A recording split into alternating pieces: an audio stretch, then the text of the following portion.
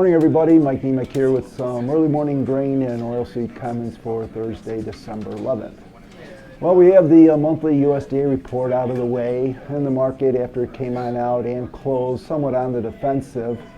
We now have the overnight trade a little bit better in the corn, up around a penny, the beans up around 5 cents, the meal up $1, and the soybean oil up around 20 points. But the wheat market's still on the defensive from yesterday's trade, down roughly around 5 cents.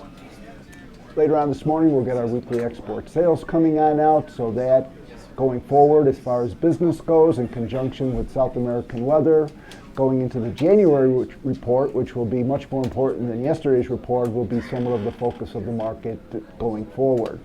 As far as those sales go for wheat, we have been running kind of sour, and we saw where our wheat carryout went up yesterday, mainly on the heels of imports. So there's still some question that the export number for wheat can still come on down in future reports. And with the carryout going up in wheat in the U.S. and in the world, it still kind of keeps the wheat market somewhat of a negative tone, particularly when we saw commitment of trades report show the speculator much liquidate their net short positions. For the corn, it's holding its own in here at around $3.50 to $4. We got a big buildup of net long positions by the spec crowd. We got a carryout number that's now underneath 2 billion bushels. It's not bullish, it's not bearish. We've been doing good export business of late, being competitive with the rest of the world. Ethanol numbers have been quite good. Animal numbers, we'll get a better handle on our quarterly feed report in January, but egg set, chick placements, all kind of running better than a year ago. So we're holding our own, and going forward also, the trade will be a little bit leery about yield and acreage in the next report. Once again, keeping this carryout probably around 2 billion and keeping corn kind of steady around this $4, $3.75 area. For the beans, it could be something that was the old going to the new.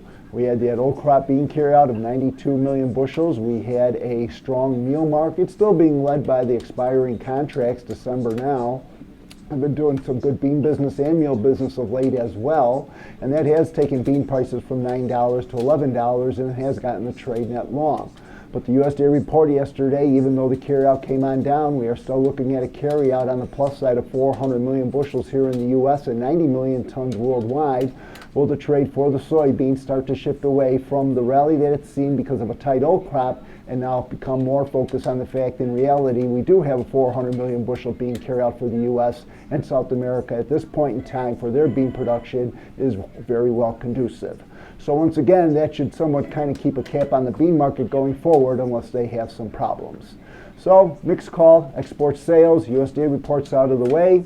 These are my opinions, not that of ADM or ADMIS. Thank you.